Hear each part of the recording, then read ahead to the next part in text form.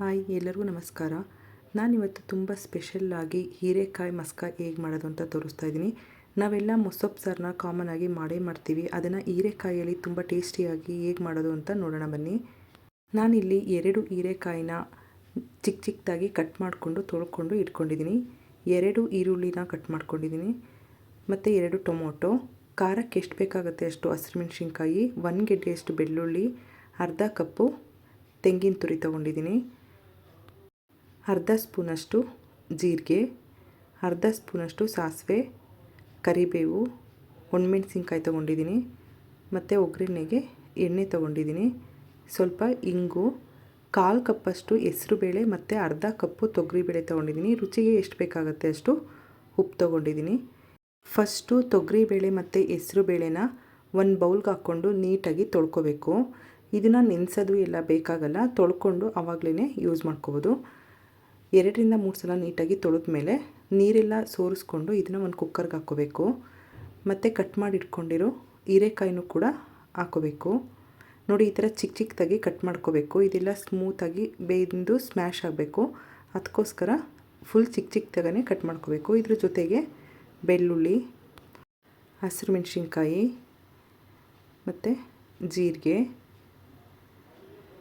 ತೆಂಗಿನ ತುರಿ, ಟೊಮೊಟೊ ಮತ್ತು ಈರುಳ್ಳಿ. ನಿಮಗೆ ಸಾಂಬಾರು ಎಷ್ಟು ಬೇಕಾಗುತ್ತೆ ನೋಡಿಕೊಂಡು ಆ ಮೆಷರ್ಮೆಂಟಲ್ಲಿ ನೀವು ಕಡಿಮೆ ಕೂಡ ಹಾಕ್ಕೊಂಡು ಮಾಡ್ಕೋಬೋದು. ಈರುಳ್ಳಿ ಹಾಕ್ಕೊಂಡು ಅದಕ್ಕೆ 1 ಸ್ಪೂನಷ್ಟು ಎಣ್ಣೆ ಹಾಕ್ಕೊಂಡಿದ್ದೀನಿ. ರುಚಿಗೆ ಎಷ್ಟು ಬೇಕಾಗುತ್ತೆ ನೋಡಿಕೊಂಡು ಅಷ್ಟು ಉಪ್ಪು ಹಾಕ್ಕೋಬೇಕು. ನಿಮಗೆ ಖಾರನೂ ಸ್ವಲ್ಪ ಜಾಸ್ತಿ ಬೇಕಂದರೆ ಹಾಕ್ಕೋಬೋದು. ಹಸಿರು ಮೆಣಸಿನ್ಕಾಯಿ ಅಷ್ಟೇ ಯೂಸ್ ಮಾಡೋದು ಇದಕ್ಕೆ.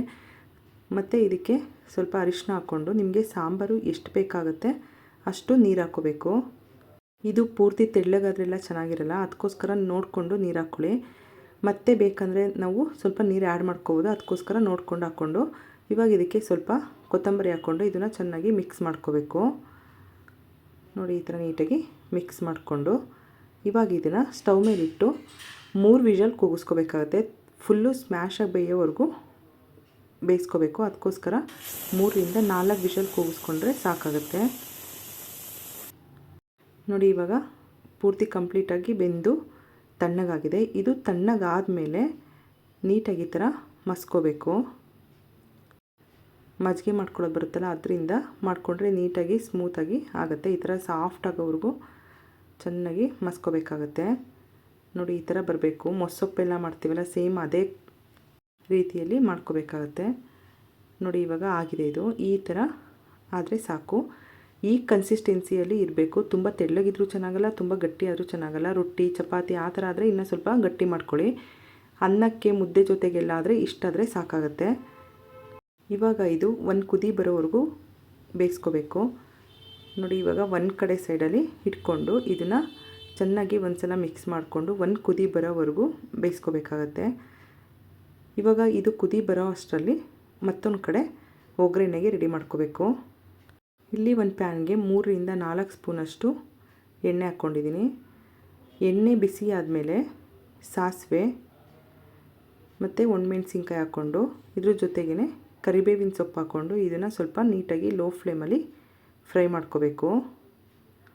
ಲೋ ಫ್ಲೇಮಲ್ಲಿ ಮಾಡ್ಕೋಬೇಕು, ಇಲ್ಲಾಂದರೆ ಸ್ವಲ್ಪ ಸೀದೋದಂಗಾಗುತ್ತೆ ಮೆಣಸಿನ್ಕಾಯಿ ಎಲ್ಲ, ಆವಾಗ ಟೇಸ್ಟ್ ಚೆನ್ನಾಗಿರಲ್ಲ.